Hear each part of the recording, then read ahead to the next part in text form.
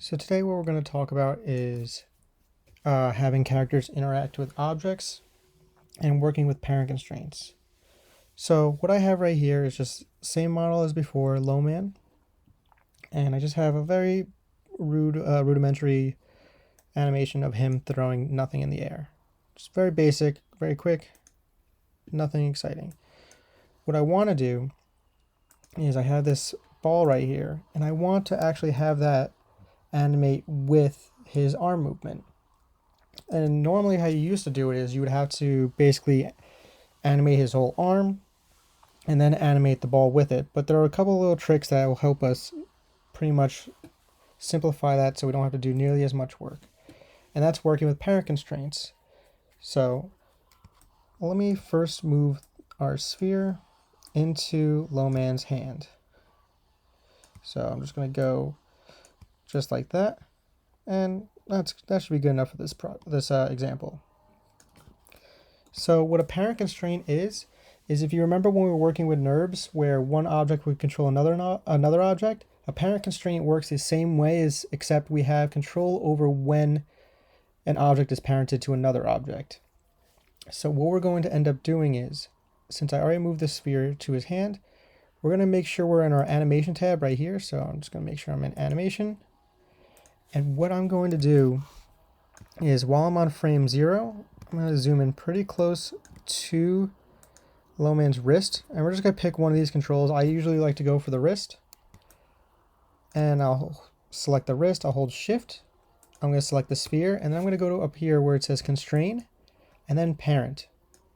What that will do is you'll see on the sphere all these little parts are going to turn light blue. That means it's being controlled by another object. And what that means is if I hit play on my animation, so let me just hit play, the sphere should move with it, which is great. Now we don't have to animate any of that sphere, but it's not really exciting if you're just kind of like, as of right now, he looks like he's just presenting a ball. What we want him to do is throw it up in the air and then catch it. So what we would end up doing is we'd go and find the point where it should leave his hand. So let's just say right here. And what I'm going to do is I'm going to key something. It doesn't really matter what you key. I'm going to just key everything that was already controlled anyway. And I'm going to key it. So now they turn green because there's a key here and a parent constraint. So they're being controlled while keyed. And you'll see a new option that's popped up. It is blend parent 1. What that means is as of right now, depending on what this number is, it will tell us whether or not this object is keyed to the hand or not, or in this case the wrist. So what I'm going to do is I'm going to set it to 1. Well, actually no, I will leave it at 0 for now and just play the animation. So if I hit play, as you see, the object is no longer moving with the hand. So what I'm going to do is I'm going to go back to frame 12 where it's attached, and I'm going to type in 1 instead, and I'll play the animation again. So now if I start, you can see the ball moves with it. So with this knowledge, we now have a lot of things we could do with it. What I'll end up doing is I'll go to the moment right before he lets go of the ball. So right about here at frame 12. And I'm going to make sure that's keyed on. So I'm going to go to the blend parent and I'm going to key it on.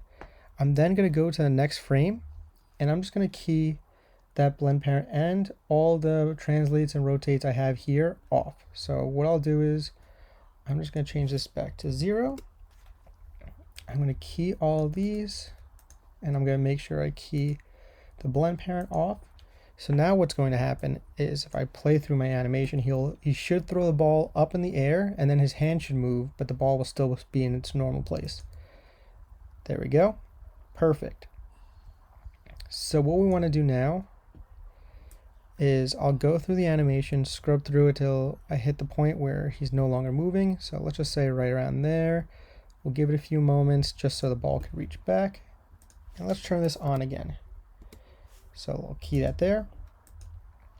Now what you think will happen is if I hit play, the ball go up in the air and then go back down like that, which is kind of nice. It's going to the hand where we want it to go, but it's not really, it's just kind of like staying in place for a split second and dropping down. We want it to be a little more animated than that. So what I'll do is I'll kind of go and find, let's just say, a nice high point right here. And I'm going to take this sphere and I'm just going to raise it a bit higher. I'll make sure this is all keyed again right there. I'm not going to key the blend parent because it doesn't really matter how it goes there. And now we'll play and see how it looks. So the timing looks a little off because it's kind of going right there and then lifts off. So we're going to want to adjust this a little bit so that fits nicely. So what I could do is I could take this and lift it a little bit, and we'll key that again, and let's try again and see how it looks. He still has a little bit of a pause, so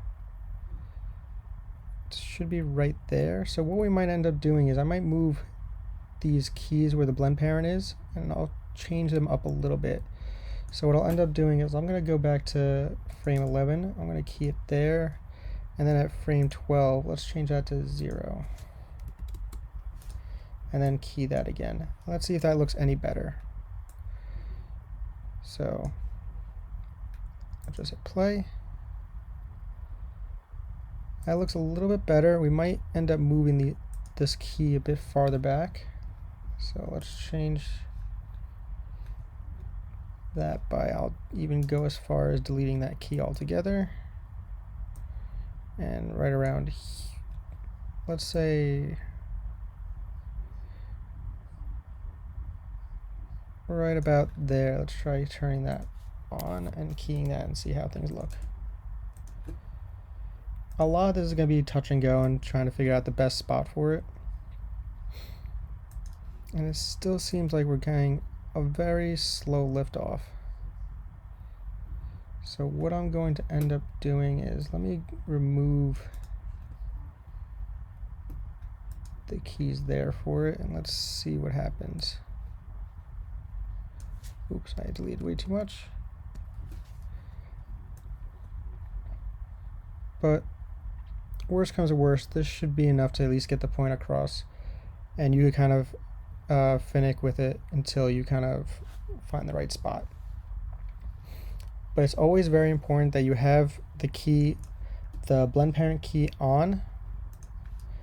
So you must always have the blend parent on right before you're about to let something go, just because otherwise it's not going to work properly. And that's all you really need to do to work with blend parents. And you could have multiple ones, but the more you add, the crazier it gets. So I'd say focus on one for now.